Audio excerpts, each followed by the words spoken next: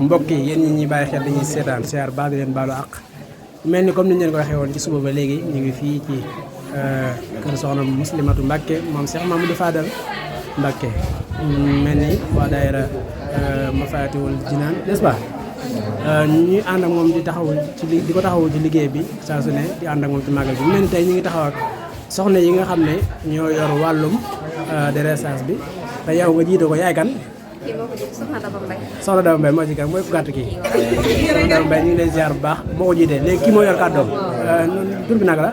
Soxna Aïcha Gueye. Soxna Aïcha Soxna Aïcha yaay yor yaay porte-parole bi léegi Soxna Aïcha bu ñu bëggoon nga ñëwal ñu ci dressage bi à part màggal gi ni ngeen ko waajee nan ngeen ko waajee nan la ba tey jii ngeen ñëw mën na def dressage bu am solo bi pour bégalee ko soxna si ci màggal gi. salaamaaleykum wa rahmatulah.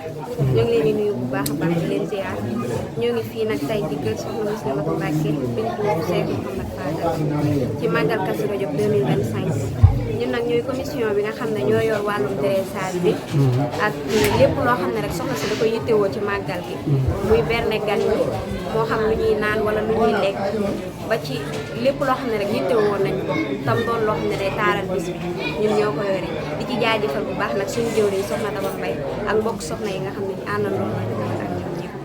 loolu yéen a ko jaayante ci seen biir wala daara ji moo leen jox financement. waaw loolu ñun ñoo koy jaayante sakat. sakat yi nii ngeen koy doxalee daal. waaw sakat nan ngeen koy waajalee maanaam da ngeen di joxe ay nangam par weer wala da ngeen bàyyi màgg jub seen ngeen laaj ay jaayante. dañuy def ay cotisation mën nañ ne chaque aljuma buñ ñëwee daayira danañ def ay cotisation loo xam ne ci keesu daayira bi lay jëm pour préparation màggal bi en même temps tamit ñun soxna yi dañuy jaayante suñu biir pour wàllum dressage. wàllum dressage daal yéen a ko jël en charge pour di ko def di ko def dressage moom ci jigéen la fekk baax. waaw dëgg la de léegi lan ngay wax ñoo xamante ni bëgg nañoo bokk ci dressage bi. waaw maa ngi leen di wax ñoom tamit di leen soññ tey jii nii bu dugg si biir gis nañ fi liggéey wax dëgg yàlla di nga xam ne lii moom coono nañ ko macha allah.